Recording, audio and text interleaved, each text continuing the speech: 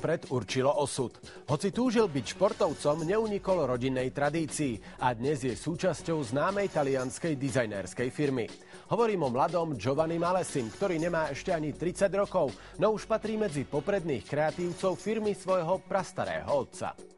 Keď v roku 1921 zakladal Giovanni Alessi spoločnosť, ktorá vyrábala kovové výrobky určené na stolovanie, zrejme netušil, že jeho priezvisko bude aj v ďalšom tisícročí synonymom kvalitnej dizajnérskej práce.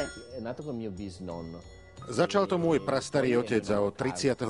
v tom pokračoval starý otec Carlo. Ten spolupracoval aj s ďalšími kreatívnymi dizajnérmi, architektmi a umelcami. Starý otec Carlo stále žije a tvorí a na svojho vnuka je určite hrdý. Je totiž okrem neho jediným dizajnérom v rodine a zachraňuje tak tradíciu. Stačilo pritom málo a namiesto milovníkov dizajnu by mladému Giovannimu fandili priaznivci športu. Veľmi by sa mi páčilo byť športovcom, ale v športe som nikdy nevynikal, takže som sa rozhodol pre druhú možnosť, že budem dizajnérom. Ako sám priznáva, obe možné profesie ho lákali z toho istého dôvodu – môcť sa celý život hrať. Sú dva možné pohľady. Jeden je egoistický, že sa proste rozhodnete celý život hrať a tým si zarábať hrajkaním sa s objektami a ich pretváraním. Druhý dôvod je ušľachtilejší. Dizajnér musí byť kreatívnou osobnosťou, ktorá neustále hľadá súzvuk medzi realitou ekonomickou, účelovou a umeleckou. Hoci je rodinná firma zameraná na produktový dizajn a tvoria naozaj takmer všetko do domácnosti od solničiek cez príborové súpravy až po hodiny, Giovanni nie je striktne produktovým dizajnérom. Neustále hľadá, kde by mohol ešte so svojou tvorivosťou zasiahnuť. Je to stále sa vyvíjajúci proces. Začal som s produktovým dizajnom, lebo som z rodiny, ktorá s ním pracuje, ale nechcem sa obmedziť len na to. A tak teraz robím aj interiérový dizajn. No a je možné, že jedného dňa začnem aj s architektúrou. Dúfajme, ale to chce čas.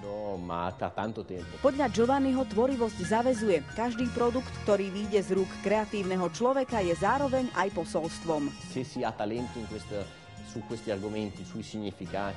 Ak máte v tomto zmysle talent, ktorý je rozhodujúci, je vašou povinnosťou pomáhať ľuďom vidieť jeho zmysel nielen ekonomický či úžitkový, ale pochopiť aj jeho dušu. Giovanni nechcel prezradiť, či má medzi inými dizajnérmi favoritov, alebo naopak. Neexistuje totiž podľa neho žiadne objektívne hodnotenie dizajnérskej práce. Jednoducho, buď sa vám páči, alebo nie. O svojich vlastných srdcových produktoch však hovoril ochotne. Pop-up určite, som s ním zviazaný, som jeho tvorca, som za neho zodpovedný. No a mám rád aj Cum Grano Salis, čo je sériový produkt, ktorý má slúžiť nielen ako súprava koreničiek, ale rozpráva aj príbeh soli a je navrhnutý tak, aby do stolovania priniesol nové zvyky.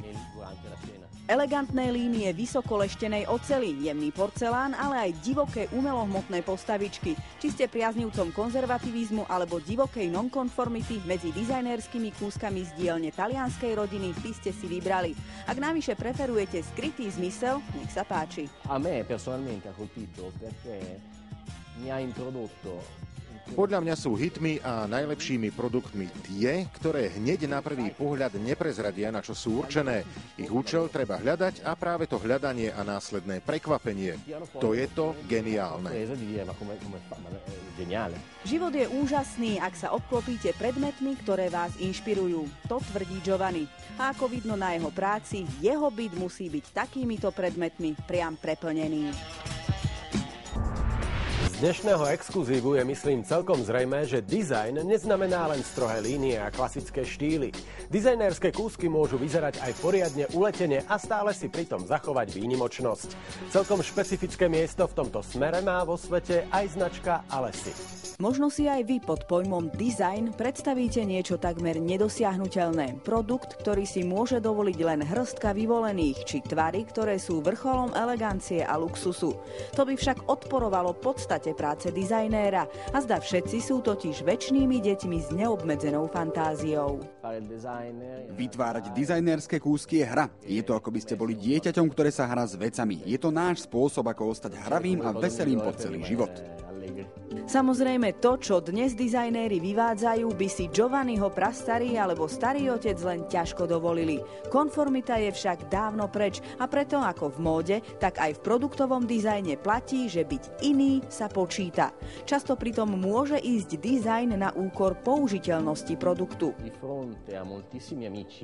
Medzi mojimi priateľmi a mnohými inými tvorcami sú takí, čo pracujú s fenoménom vzhľadu, ako s jediným aspektom, ktorý je v existencii produktu dôležitý. Dôležité je nájsť harmóniu medzi užitočnosťou a krásou. A potom môžete mať doma pokojne aj umelohmotné solničky v tvare opičej rodinky, vtáčikov či divej svinky, ak sa vám takéto niečo páči. Takýto solitér môže byť príjemným ozvláštnením aj v inak strohej domácnosti.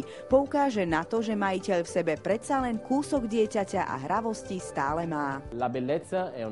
Krása je významná, no subjektívna. Funkčnosť je esenciálna, pretože ak produkt nefunguje, je to len omyl. Dizajnerských kúskov nie sú ušetrení ani naši štvornohí priatelia. Voilà, toto je miska pre psa. A toto zase stolovanie pre mačku. A prečo nie? Ak poznáte svoj štýl, nebojte sa ho ukázať v každom detaile, akokoľvek divoký je. Platí len jedno pravidlo. Čo má vyniknúť ako extra kúsok, nesmie zaniknúť v zmesi hlava-nehlava nakopených produktov, akokoľvek luxusné sú. To už sa volá gíč a medzi milovníkov tohto svojského štýlu sa asi vedome nechce zaradiť nikto.